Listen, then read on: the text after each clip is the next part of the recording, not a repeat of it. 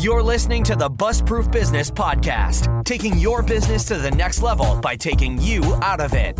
With our experience and proven results, we'll help you find the success that many crave, but only we can help you achieve. It's time to get started with your host, Greg Murphy.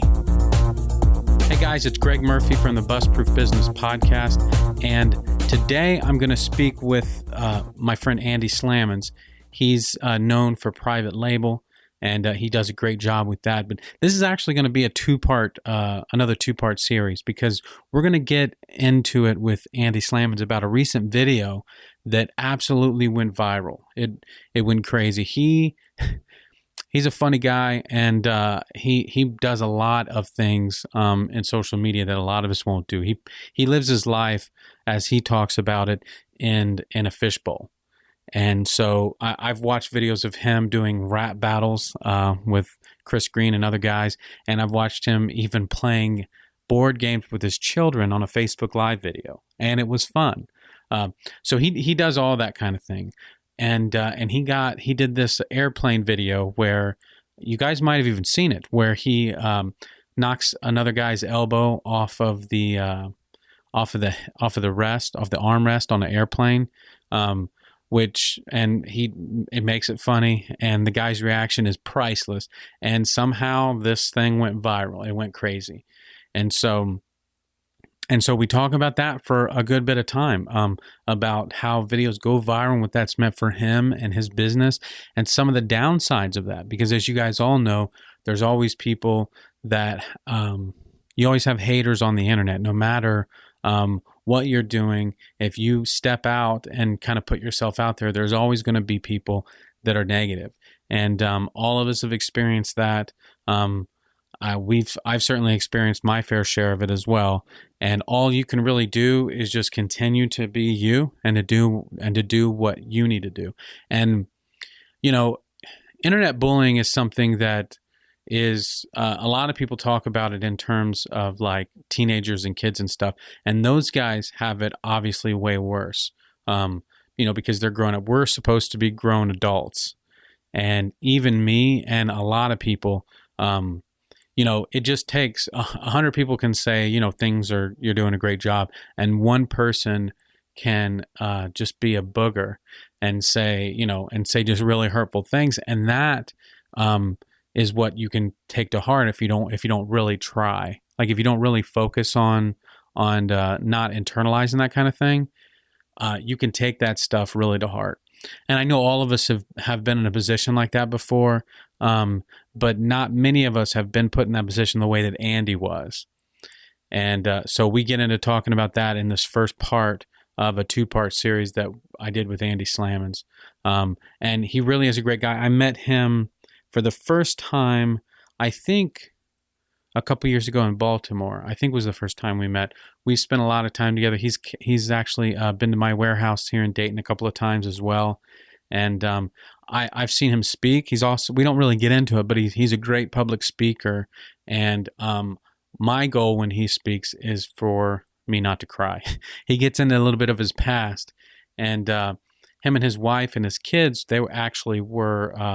they worked in a group home for kids that, they needed help from the community. And he worked in this group home, and they did a really great job before his e-commerce business took off. And so, I mean, he knows what all that kind of thing is about. And he tries to give back a lot, and we really appreciate him being on the show. So let's get into part one of Andy Slamans. Okay, guys, today I'm here with my really good friend Andy Slamans from AmazingFreedom.com. And Andy, I've known him for a couple of years now, and he's a really great guy. He does a lot of private label on Amazon. And what we're going to talk to him in the first part of a two-part series is we're going to talk to him about a recent weird viral a viral video that went crazy on YouTube and Facebook and stuff. Now, Andy, thanks for being with us today. Greg, I'm excited to be on your podcast finally. I'm a little disappointed it's taken this long, but I understand that your schedule is extremely busy. You're so full of crap. I'm pumped to finally be on here talking with you. You're so full of crap. I asked you a long time ago. This is when he could fit me in. You're such a liar. Okay, so you've done weird things in the past with your social media followers. I remember you did a rap battle at one point with Chris Green. You've done all kinds of funky, weird stuff. So I remember, I think I watched a live video of you playing a board game with your kids one time. Yeah. I remember seeing that. Yeah. So yeah, I mean, it's interesting how our culture is definitely shifting. What's fascinating to me is about 10 years ago, I had a friend who was in college studying. I don't know if it was a social media major or what, but I remember him telling me, and this was like pre-iPhone, right? So this is like most people had flip phones, so the smartphone had kind of just come out. Some of these social sites, had just started. And he was like, Andy, trust me, in 15 years, this is how people are going to interact. He says, our culture is going to be totally changed and people are going to be interacting through their screens. I remember him telling me that and thinking, man, this guy's so full of crap. Yeah. But, lo and behold, like 10 years later, holy moly, you go anywhere, right? We were out to dinner 2 days ago. You look around the restaurant, everybody's holding their phone, right? Not paying attention to the people at their own table. Yeah, isn't that sad? That's just kind of a bummer. Because, in my opinion, all of that stuff, a lot of times it's not a real connection. Especially when you're out with your family. And yeah, you're dating yourself now. yeah. I think the problem is in our culture, we think we're way more important than our parents and grandparents thought they were.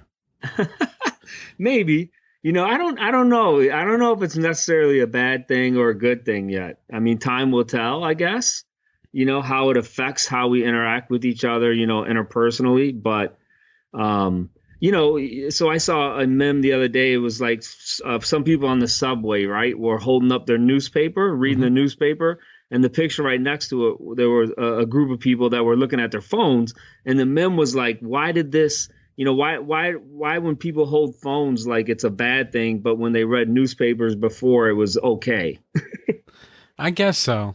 But I just, maybe I'm just an old fogey, but to me, it seems like there's less real engagement.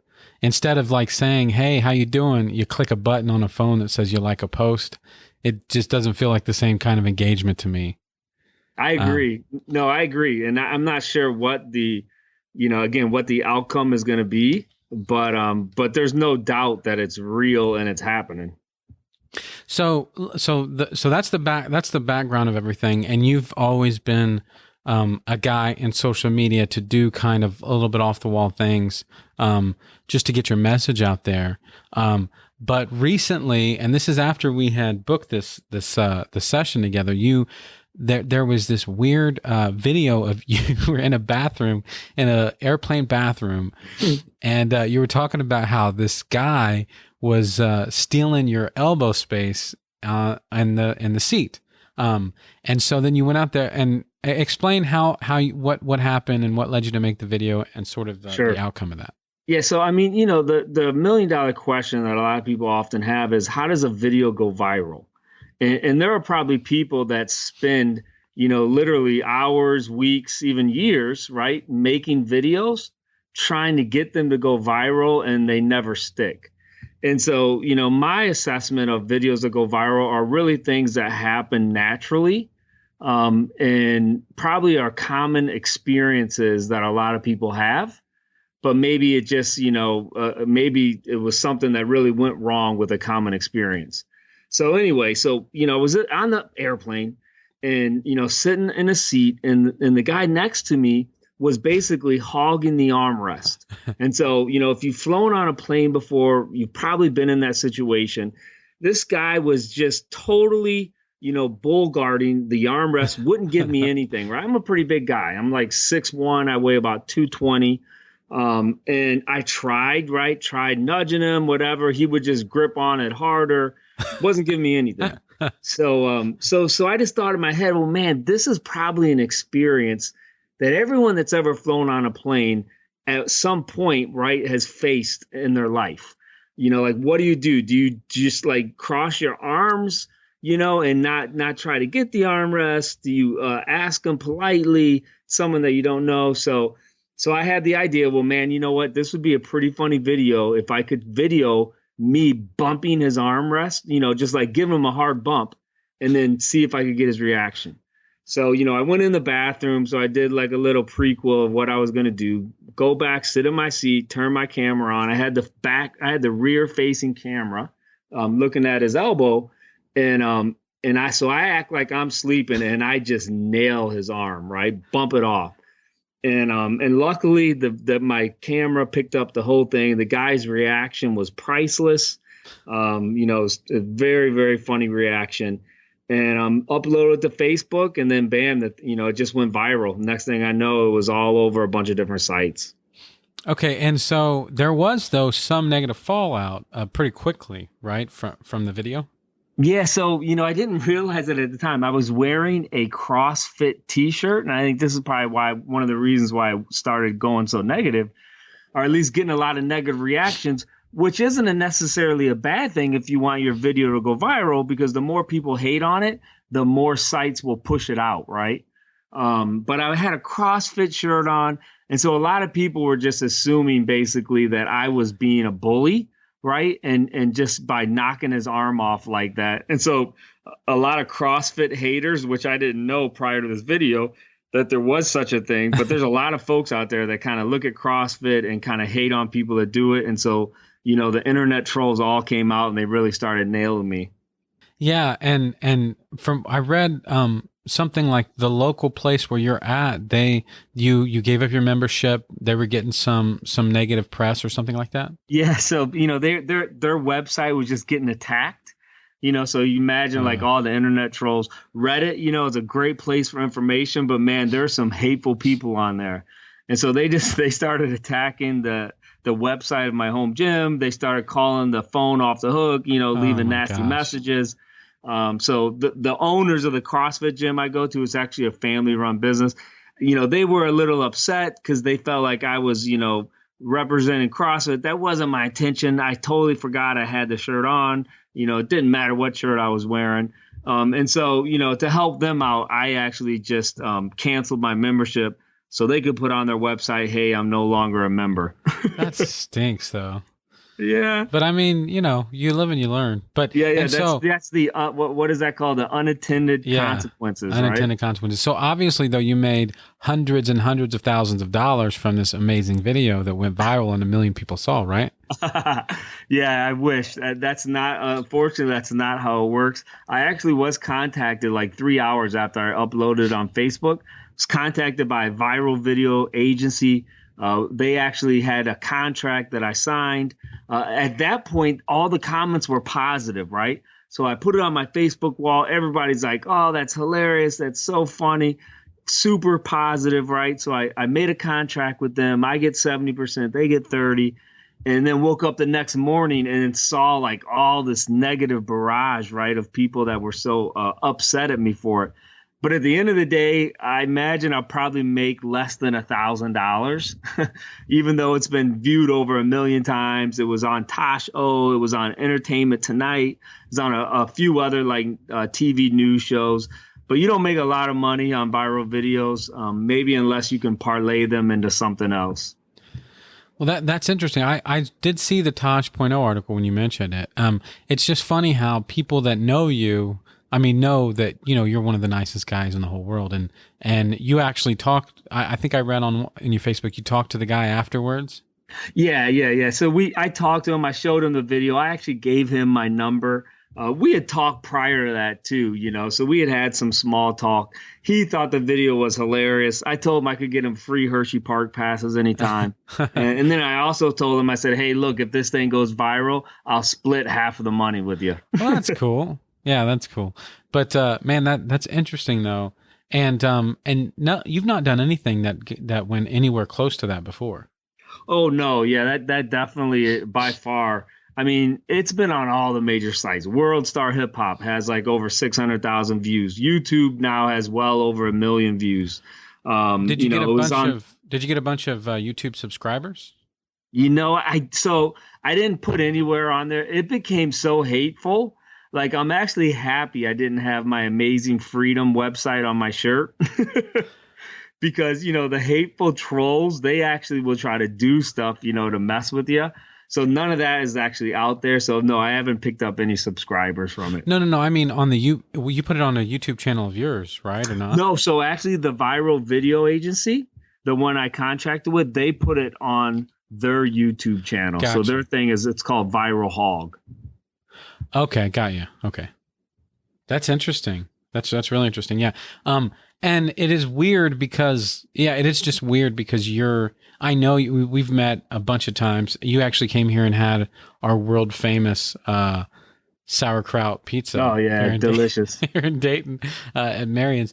So, I mean, you're just the nicest guy in the world, but I guess people just see that part. And I could see it too. Like if you have to work for it, you have to try. And so just with that short 40 seconds, you could see how if somebody really reached for it, they could see that, somebody could just be, a mean dude, I guess. Yeah. But, what it also shows too is, I mean, you just cannot, you can't get any kind of perspective from a 15-minute or a 30-minute video clip. And so, it's actually probably good for everyone when they watch a video clip, don't make judgments. And, we've seen clips before, right, where, immediately you want to judge somebody and you want to make other folks villains. So I think about like the one where the kid like fell into the gorilla cage at the zoo. And man, like you saw people on the internet just came out and attacked that poor mother, and basically blaming her. Well, we don't know what the whole situation was, But yeah, people are quick to make judgments on, very, very little video clips. Yeah. And that's part of this culture that we talked about, right? Which is, we think, I mean, sometimes we can think in 15 and 30 second sound bites where, we think that that's enough information to make a decision about an entire human. And it's really not, but I think that, it's hard to know when that kind of thing's going to happen, but anybody that's done any sort of thing publicly, there's going to be a group of people that just hate you. Right. Yeah. Oh, definitely. And I think the way I've looked at social media too, and so when all the hate came out, it didn't really bother me because you and I mean, we definitely, been in the social media area now for probably 2 or 3 years. Yeah. So, my thing is I've always tried to live my life transparently. So, prior to becoming a full-time seller on Amazon, which we're probably going to talk about in a little bit, I was a house parent. I lived with 12 high school boys. And basically my family's life was kind of in a fishbowl. We lived in front of these kids and that was our job. Right. And so it was very, transparent. The way that we were in our house was basically for, everybody to see. And I think the way that I've kind of taken to social media is a very similar approach that, with whatever I'm doing, I'm comfortable making that public, at least 99%, right, of what I do, I'm comfortable making that public. And so like even with this situation, even though there were a lot of negative comments, or trolls or what I would call that really came out against it, I was, at the end of the day, I was okay with what I did. And I knew, talking with the guy afterwards, he was okay with what he did. Therefore, I was all right with posting it and making it public. Yeah. And that is an interesting thing to believe and to live, because I feel the same way. And I think that that's something that's interesting to people is that, what I always tell people is, I can tell you what I do, but I can't say that that's the right thing to do, right, about any particular aspect, but it's way easier just to live your life that way. And then just let the chips fall where they may. Yeah. I mean, like I have nothing to hide and I'm comfortable with that. Now, maybe other people do, or maybe just people aren't, maybe they just don't want their life in the public eye. But so as we're talking, I'm thinking about you, Greg. So do you pretty much wear a black T-shirt every day? Yeah, I do. Yeah, I do. Yeah, right. And you really don't care, right, what people think about you wearing a black T-shirt every day. Right. Yeah. Right. For me, that's kind of the way I live my life. I don't, I do certain things, and I've become comfortable at the age of 45 now, where I'm okay with the things that I do, and if people want to critique or criticize, that's fine. Right. My question always, my daughter's only 4, so she's about to turn 4, so she's too young. And my wife and I, it's a whole other story about sometimes with social media. But what about your wife and your kids? I mean, you living your life that way. What does your wife and your kids say about that? Yeah, I think it's kind of the same thing. So my kids grew up again in a student home with 12 boys. And we'd get 3 or 4 new ones every year. And so, and then we'd always have people over, right?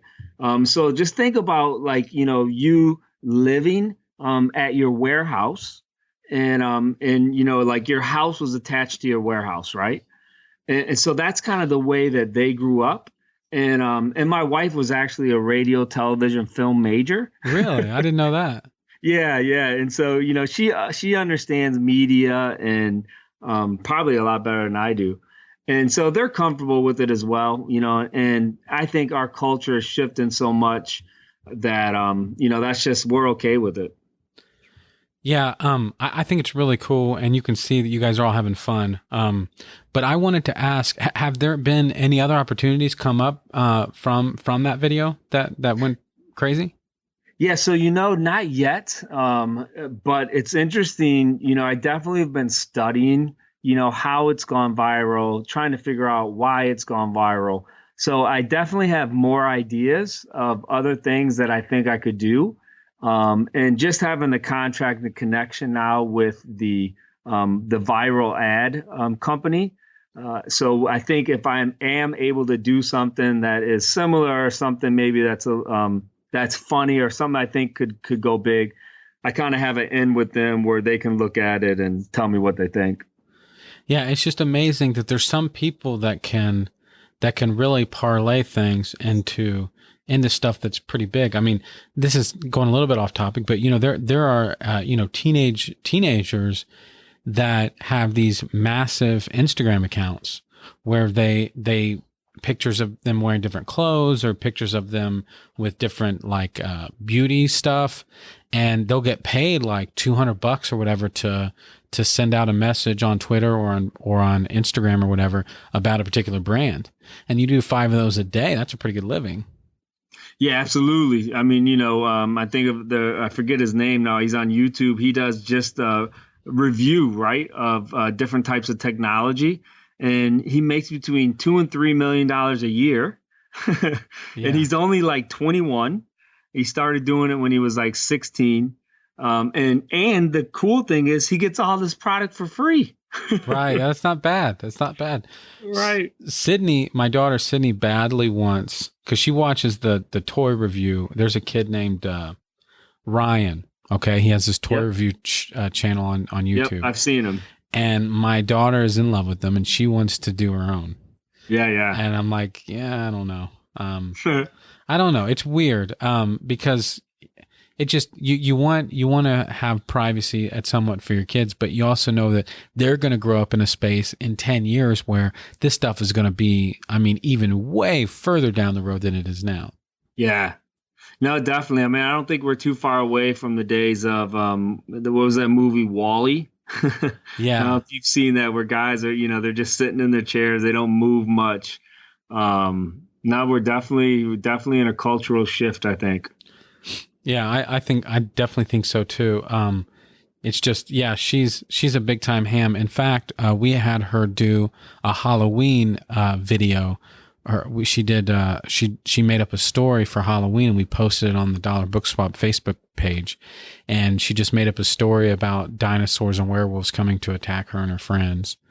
And it was a really fun time. But yeah, she's as much of a ham as her daddy is.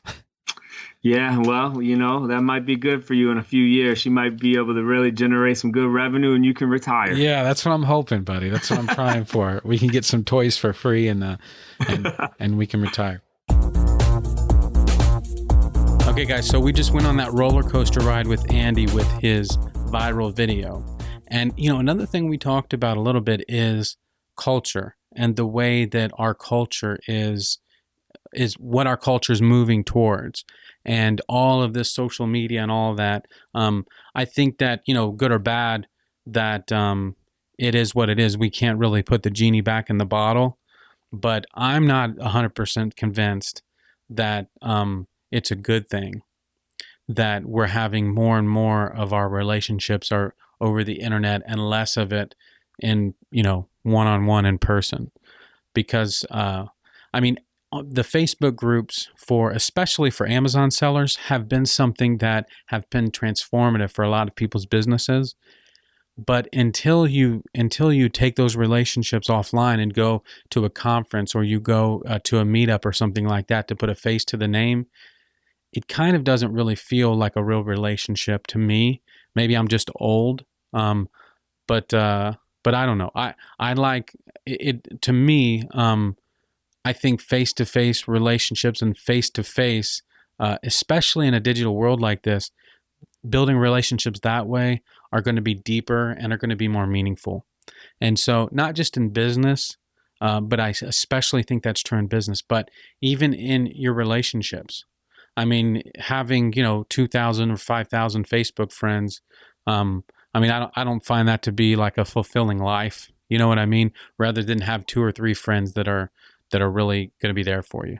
Okay, so stay tuned next time at the Bust-Proof Business Podcast. We're going to be doing part 2 with Andy Slamans, where he's going to get into private label. And you guys, he has an amazing story that I don't want to give away at the end of part 2, where he talks about a particular incident that he had dealing with suppliers overseas. So definitely stay tuned next time. Always remember, you can go to bustproofworkshop.com.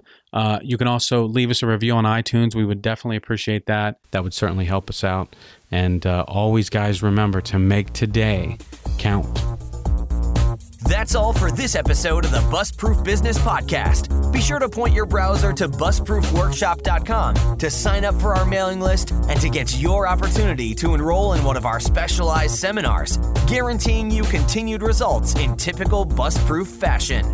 Thanks again for joining us. We look forward to taking your business to the next level right here on the Bust-Proof Business Podcast.